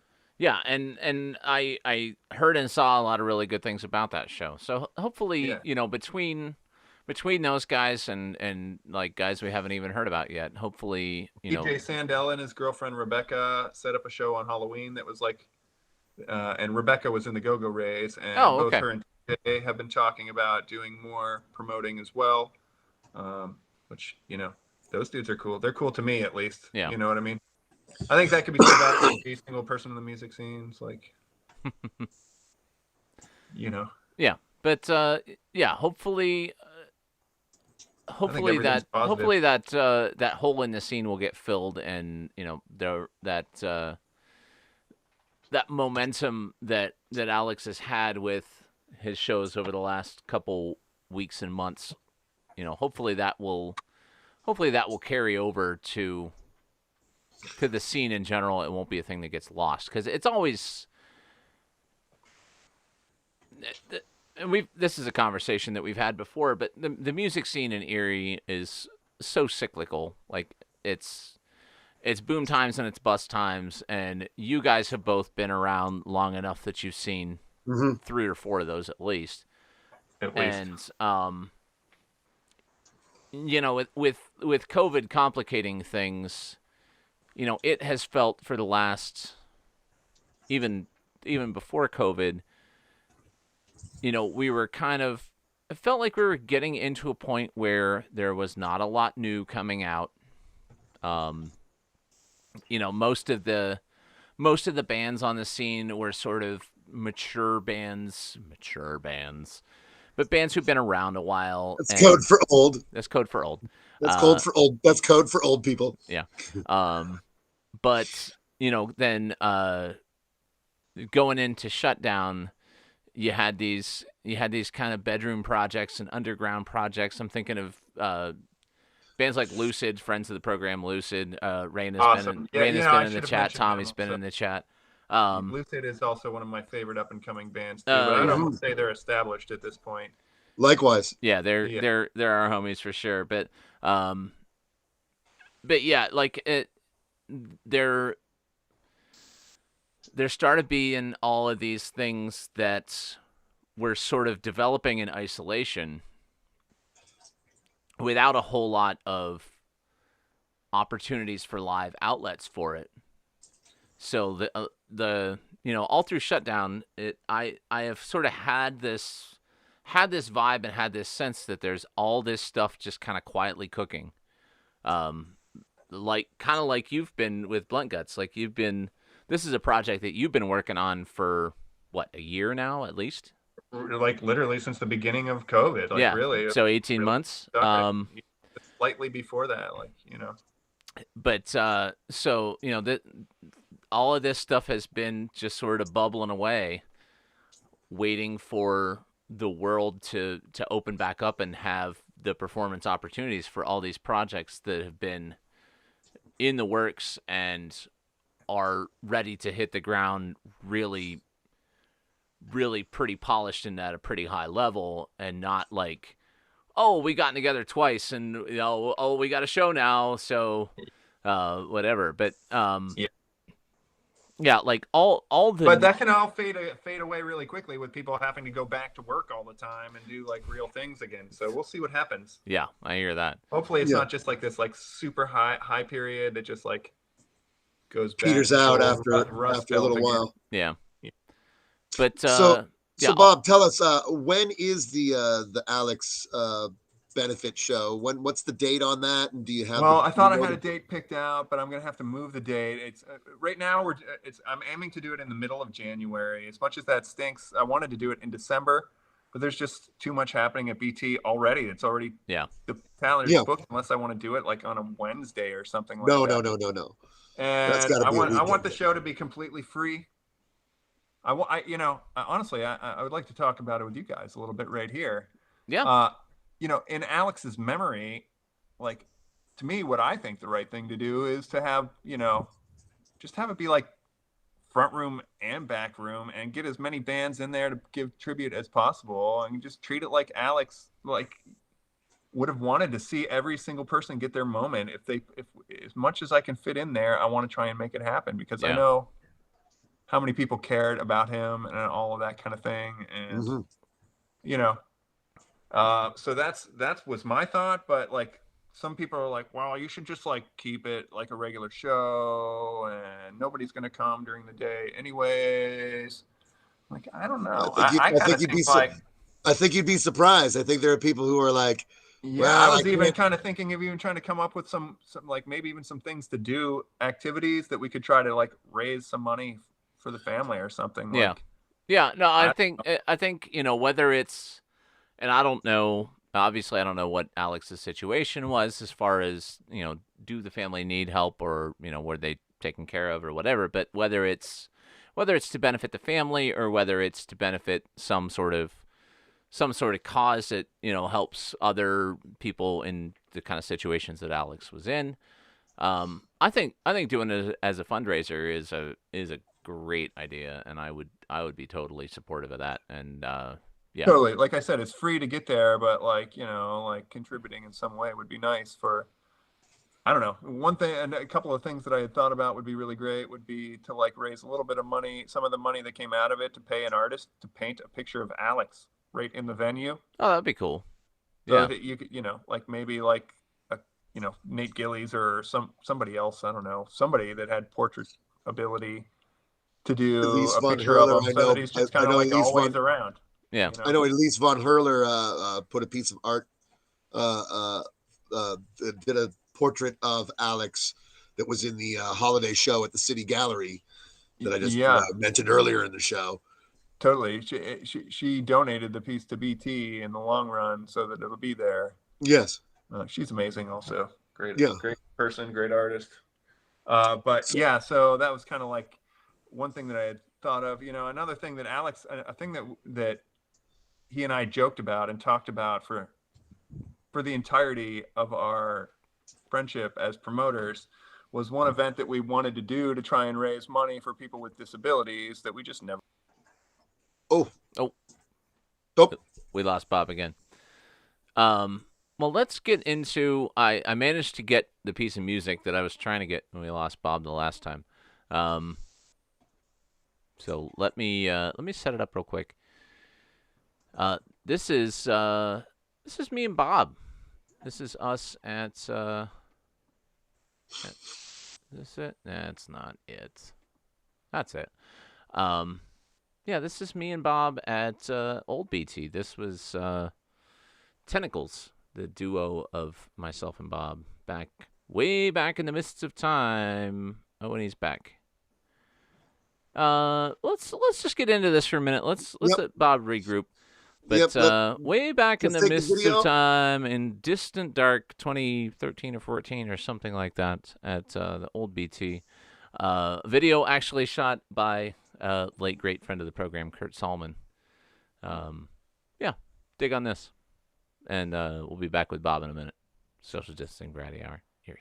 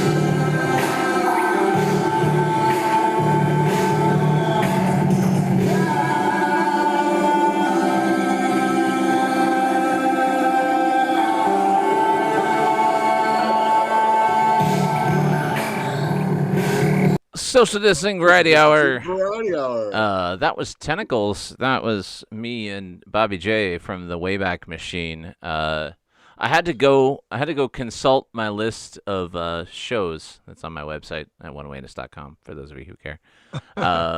But had to go consult my list of shows to figure out when that was that we did that, and I think that was August of 2013. So Wow.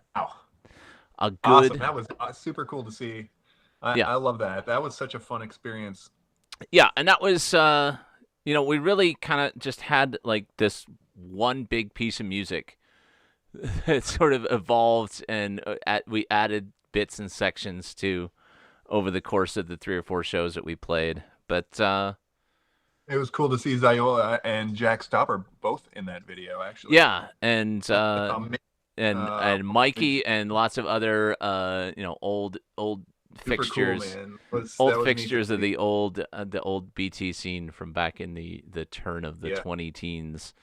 Yeah, I don't care what anyone says. I love that space. Leaving that space was just as hard for me as everyone else. That space is awesome, man. I mean, my new space is awesome for what we're doing now, but those shows were killer, man. That was fun. Yeah, absolutely.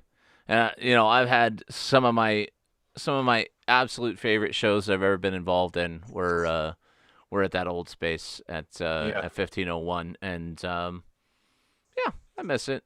I mean, life goes on for all of us, but sure. Yeah, fun. There'll be more super cool spaces, man. Oh yeah, Yep. and there already are. Yep. Exactly. A movie house is a super fun place to play right now. I've been totally digging the movie house a lot. I want to play a show there really bad. Yeah. Ooh, that's right in my neighborhood too. Totally Packa, Steve's new spot. Yeah, and I've been the last couple shows that I've put on have been at Grounded Print Shop's new spot, 19th and Cherry, and that has turned into a real cool spot. Cool visual art and cool happenings going on, and real receptive to the kind of weirdo shows that we like to put on. So totally, I want to play a show over there too eventually. I'm happy. I just wish I wanted to play more shows. Yeah, you could have played this next one, Bobby, but you told me no because you want to keep it. It's not that I like. I just feel like if I start doing it all the time, next thing you know, I'll get right back into that rut of doing it like. I understand. I only like. I'm really loving it right now, so I don't want to like lose that feeling because it feels so good. Part of why I first started putting on shows of my own was because I was not getting asked to play other shows. And then I got to the point where I'm like, people have heard enough of me. And so I started not booking myself on all of my shows, but I still like playing. So I've sort of started using most of them as an excuse to do something else with other people. So, the last show that I played, Dave Tamilonis, friend of the program, put on the last show there that I played. So I played as a duo with Scott McGrath from Missing Field, which he and I had not actually met in person until the day we played together. But just had some conversations about it and showed up with stuff and played a cool set. So I like to use shows of mine as an excuse for a new collaboration or doing something with somebody I haven't worked with before, things like that. That way I still get to like have my fun, make music with interesting people, but have it not hopefully not be like, it's just that guy doing that thing he does again. I think having one wayness is super critical for your self, for who you are. I personally think every single artist, every artist in every band, everywhere should have their own solo project, because anyone who's been in a band knows how fast they can fall apart from some stupid bullshit just because so-and-so goes through this or that. And if you don't have your own thing, going on in the background, first of all, you're not pushing yourself hard enough, because that's where experimentation happens, is by yourself.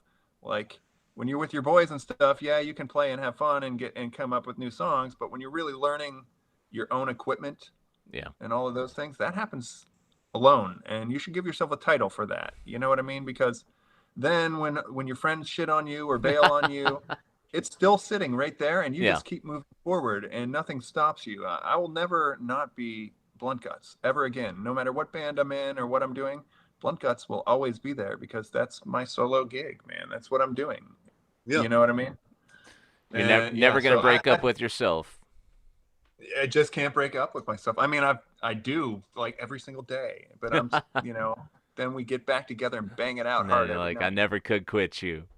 I Yeah. should never quit me. You know what I mean? Yeah. Yes. Garrett, what are you doing? Are you doing anything? I know one Right time. now, I have no projects. I just have lots of children, and they're all, they range from. I got a couple in high school, and I got one in middle school and one in elementary school. So I'll be getting back out there here. I think in the spring I'm going to start expanding my horizons and getting more, revamping and updating my gear and. And there's always Motherbox. Yes, indeed. Motherbox, But I think that's percolating away somewhere there on the back darkest burner, recesses of the darkest webs, which is myself Abdullah and Garrett and and Joe and myself and Garrett and Joe Zarnecki and Big Wash and that Doc was Crota. super cool. That was super cool. Oh yeah, we actually. played I like the Big one. Wash and something too. Yeah. Well, and Big Wash has been. We're due to have Big Wash back on the program sometime soon, but he's a busy beaver.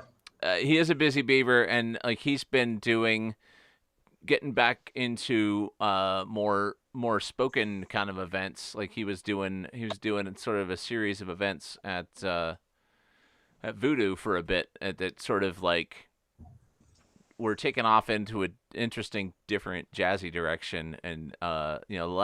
not the last I talked to him, but one of the last times I talked to him. Like he's been super energized by all of the stuff that he's got going on, and the first musical thing I ever saw Big Wash do was one of the Purple Jam events that we put on. He ended up in one of those bands as sort of about that. It was him and Ronnie Arrows and Whitney Wright, and I forget who all else was in that band, but it was this sort of like blues. Whitney was awesome.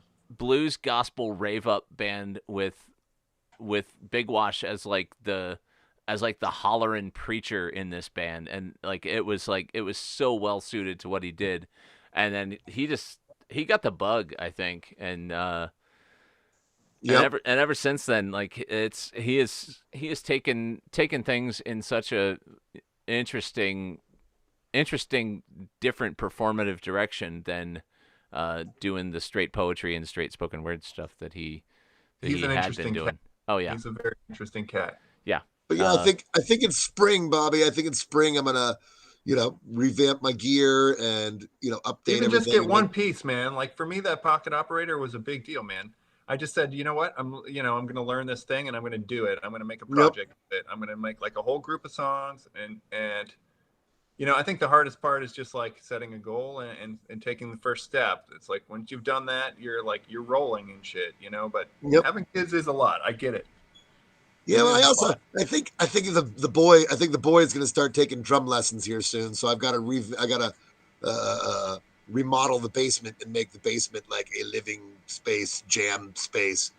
And when that happens here in the spring, that's the plan. The wife and I, that's our plan here is to get the basement. I've always wanted to start a barbershop quartet with you, homie. You've got like the fucking bass tenor down. I'm into that idea. Oh yes, I do. Oh yes, I do. I'm so into that. But so that's kind of like my timetable. I think spring I'll be ready to like get a project together. You should come over and just do some vocal loop stuff with me.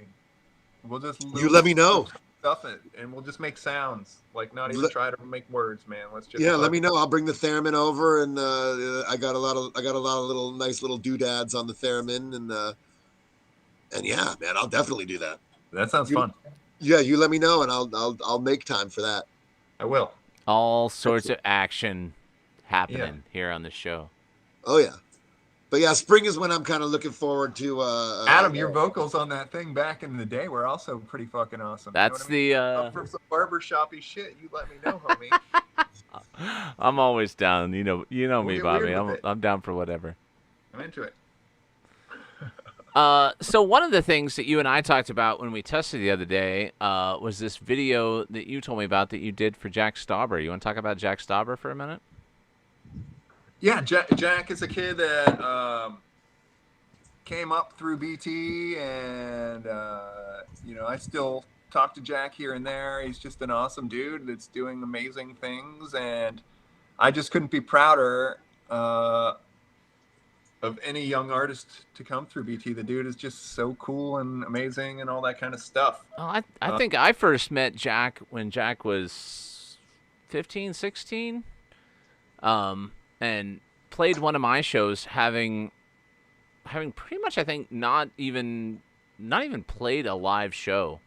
Because Jack was one of the people, like, when we were talking earlier, it's like, have you heard this kid in his bedroom? Have you heard this kid in his bedroom? And you were telling me about all this great stuff that Jack was doing, and you know, Sure. showed me some tracks and stuff. I'm like, this is fabulous, and ended up playing one of my shows and playing lots of other shows. And Jack is now doing music and animation and stuff for like Adult Swim, and like And he's just a friendly, cool dude. Also, Yeah. I mean, and for a it's dude that's like, you know, doing as well as he is, he's pretty cool. I like him. like I have met people who are like that have nothing to do with Erie, nothing to do with our scene, any of that, that are fans of Jack and fans of what he does. And it is so trippy to me that this is a kid who I've known since he was in high school. Sure. And He was in my daughter's friend group, still is. you know? Yeah. And literally one of the first times that he ever played in front of people was not with me, but, you know, on a bill with me at a show that I was putting on. And now he's doing all the stuff that he's doing. But there's a video that you made with some of your creatures and some of your creations for Attune Jacks. You wanna tell us a little bit about it? Sure. Actually, I didn't take any of the photographs. I worked with some photographer friends from the Captain's Press. I just did all the editing, and I made the dolls, and I did the animating, and then they took the pictures. I suck with a camera. The Captain's Press, Josh Arlington and Zach Pood, they take great shots.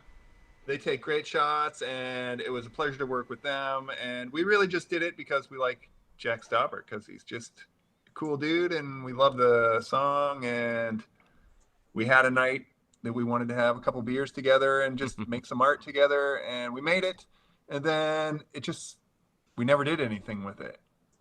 It sat around for about, I don't know, 3 years. And so anyways, I got a new computer like a year ago. And as I was going through my old computer, kind of like trying to save some of the things because it's starting to fail so badly that I don't think I'll have the computer anymore, I came across this video that I had made with these dudes. And I think it's really cool. And I just think it's really cool. And I love the song. And so anyway. Let's see it. Yeah. Let's see it, Adam. Let's see it. This is Jack Stauber. This is Mists, a film by Bob Jensen and friends. Social Distancing Variety Hour.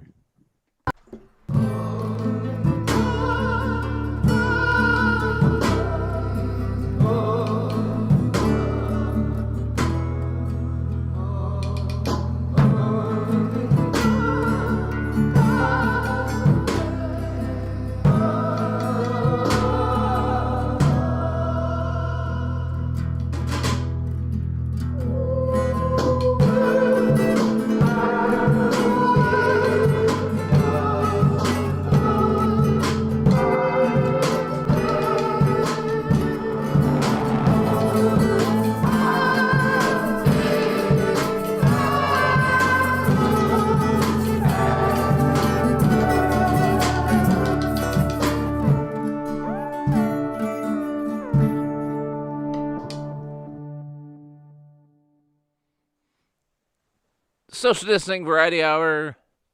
That's Jack Stauber.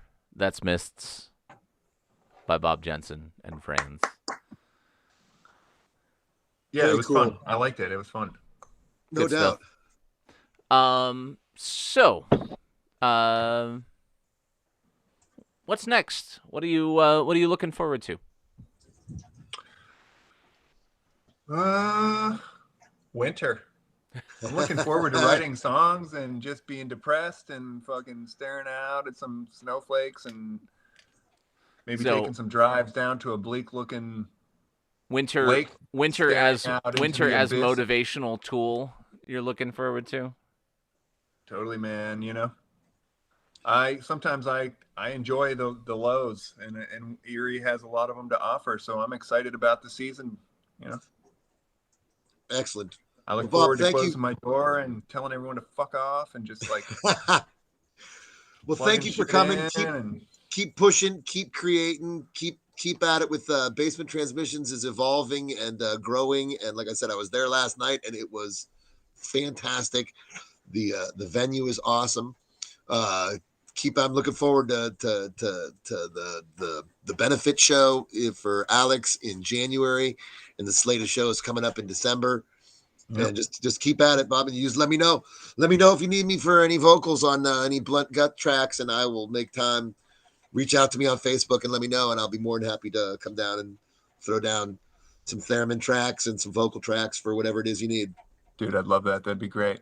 I am the one thing that I am looking forward to is like I said, I mentioned briefly, but I want to bring it up again because I think it's kind of important to point out. And I'm very proud that I've been selected as the next visual artist for the Spring Arts and Drafts. So that's excellent. Probably going to be something. Yeah, I think you were away, Adam, when I had mentioned it. I mentioned it very briefly, but it's something that I'm tremendously proud of. And I have some pieces that I've been working on. They're kind of like large paper mache pieces, and I'm really proud of what I've been doing, and I think you're all going to be fucking stoked to see it, and I'm already excited. I'm stoked already. So, totally. And that'll be for the Spring Arts and Drafts, right? That's the Spring Arts and Drafts. Excellent. Yeah. So I'm excited about that. I'm excited. I am now. I am too. Totally. All right, well, Bobby, thank you for coming. Absolutely. Thanks for being with us. I know we've been talking about doing this for a long time, so excited that you were finally able to come and be here with us. Mr. Skindell, I'm super grateful. It was a fun time, too. It's good to see both of your faces on a cold, eerie night. Yes. Likewise. Mr. Skindell, should we get into a quick piece of music, and then we'll come back and say goodnight to the people? Let's do that. All right. Love you, Bobby. Thank you for coming. Bobby, love you, my friend. Guys, too. Thanks for having me, guys. This was a good time. Most definitely. Appreciate the opportunity also. Yes, my friend.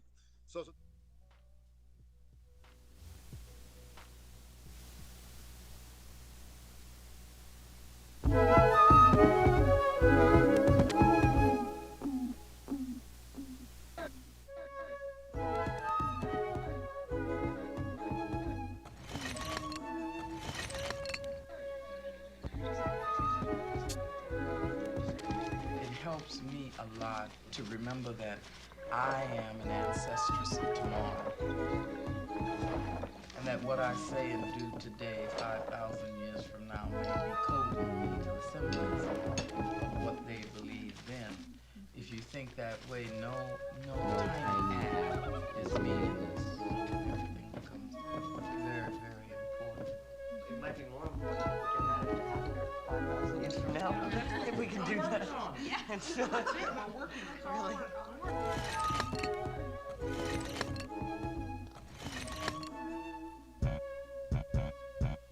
Flip the broom like a flipsome Bjork, a beat to ride on and a vessel, of course. Broomstick becomes dildo, becomes a way to take entheogenic extracts rectally, becomes a way to lift us up and ride high on the slightest draft. Yes, you'll see. Oh, she weaves through the matrix so daft. The means of production for a fucked present and past became the Social Distancing Variety Hour. Variety Hour. So tonight's cassette, we're into cassette land, is by you can't hardly see it because it doesn't actually have a J card, but Liquid Biomyth, who is a new friend of mine, who I just met and played a show with up in Alfred, New York, here a couple weeks ago. We did some good old Alfred. Yeah, we did some tape I've swapping. been to Alfred, New York. Did some tape swaps. Got some cool new stuff for the cassette deck on that little journey up to Alfred, New York. So no doubt. Yeah, been enjoying that one. Played that over the PA at the show at Grounded last week or the week before, whenever that was. Very nice. Great show tonight there, Adam. Great show tonight. Yeah, Love happy to have Bobby on. We've been talking to Bob about coming on the show since like the early weeks of the show, and like when Blunt Guts first kind of dropped as a project, I was like, come on the show, you want to do some stuff? He's like, not quite ready yet. Yeah, want to get this together and make this congeal a little bit before I put it out there. So yeah, Bobby's got great perspective. I love his perspective on the way he knows when things are right and ready, and if it's not right and ready, then he's like, no, I'm not. Yeah. I like the fact that he's willing to say no sometimes. Sometimes you got to say no. Well, and this isn't. This dish isn't ready yet. I've got to let it percolate and marinade for another hour before doesn't want to put it out there too often. Wants to keep it special. Like how many great bands in Erie, bands that I love, bands that you love, get the thing together, and all of a sudden they are everywhere every week, and then it's like, oh, them again. Like, cool. I don't have to see them. I just saw them last week. Right. And there's plenty of bands who are playing all the time that I love, and I don't want to knock any of them, but no, not at all. We love them. The idea of wanting to keep it an event is there's something to be said for that. So I can definitely respect that. It was nice. It was a little walk down memory lane, and a little glimpse into the future, and a little pondering on the present. There's a little bit of everything with Bobby tonight. I believe it was a great show. Great show tonight. I laughed. I cried. It was the best of times. It was the worst of times. But it was generally pretty good. Yeah, mostly good times. So we will be back with you next week, we think. We don't know what that's going to be yet. That's the plan as of right now. That we will be back next week with another show next week. Yeah, and then we'll be back with another show the week after that, hopefully. And then take a little holiday break. And then we'll see you after the first of the year. But in the meantime, take care of yourselves, take care of each other, wash your hands, get your shots. Don't take any wooden nickels. Social distancing, variety hour, Erie. Love you guys. Bye.